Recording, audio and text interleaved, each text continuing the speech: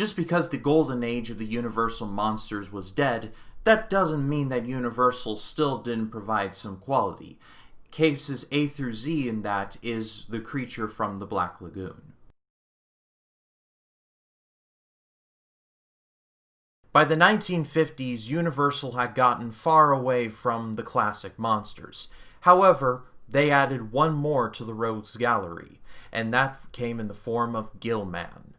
The Creature from the Black Lagoon is considered by many to be the last of the true classic Universal monsters. He's often paired with Dracula, Frankenstein, and the Mummy.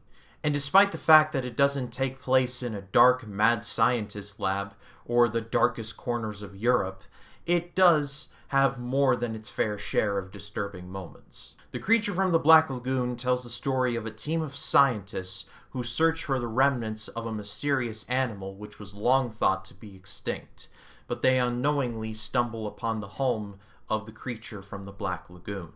This movie was directed by Jack Arnold, who before this had directed Vincent Price in House of Wax, and later would direct The Incredible Shrinking Man.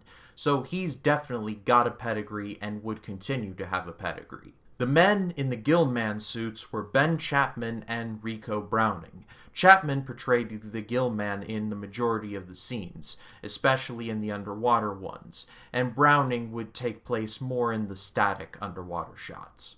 To tell the difference, basically anything involving large amounts of stunts, that's Chapman. Anything just him swimming underwater is more than likely Browning.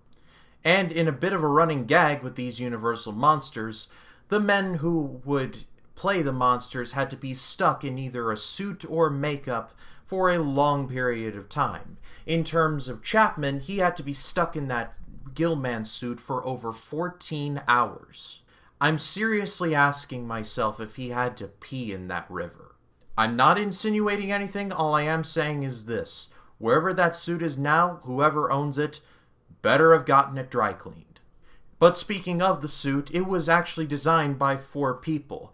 Millicent Patrick, who was one of the primary effects people in the early days of Disney, Bud Westmore, who worked on makeup and effects for To Kill a Mockingbird and Spartacus, Jack Kevin, who did a lot of effects work on The Wizard of Oz, and Chris Mueller Jr., who designed the head. But no matter how many people created the suit is still iconic, and it's still a wonder to this very day. I've often heard people compare this movie to Jaws, and it's not hard to see why. A group of people on a 4-letter named boat hunting after a creature that's under the water and is carnivorous? I mean, you could put 2 and 2 together from there.